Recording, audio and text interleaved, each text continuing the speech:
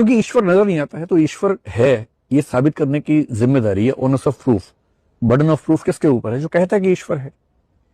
जो कहता कि नहीं है उसके ऊपर तो बर्डन ऑफ प्रूफ नहीं आना चाहिए। मसलन अगर मैं आपसे कहूं कि आपकी और मेरे बीच में लाल प्रकाश की रेखा है, कि आपको दिख रही है? आप कहेंगे नहीं दिख रही है। और अगर मैं कहूं कि मुझे दिख रही है, और फिर मैं कहूं कि आप कहें कि साबित करो, मैं कहूं मैं साबित नहीं कर रहा, तुम साबित करो कि नहीं है। आप कहेंगे मैं क्यों साबित करूं, मैं तो कह ही नहीं रहा। जो कह रहा है साबित तो वो करेगा। ठीक वैसे ही अगर आपको ईश्वर पे विश्वास है और किसी को नहीं है, तो साबित करने की जिम्मेदारी किसकी है? जो दावा कर रहा है। जो दावा नहीं कर रहा उसकी जिम्मेदारी नहीं है। फिलोसॉफिकली जो क्लेम होता है ना, सिर्फ ये नहीं होता कि इंसान कहे पॉजिटिव क्लेम करे और नेगेटिव क्लेम करे तो बर्डन ऑफ प्रूफ नहीं है। आप मिसाल के तौर पे मैं कहूं कि फुला उस कमरे में कोई नहीं है, मैंने एक नॉलेज का क्लेम किया है।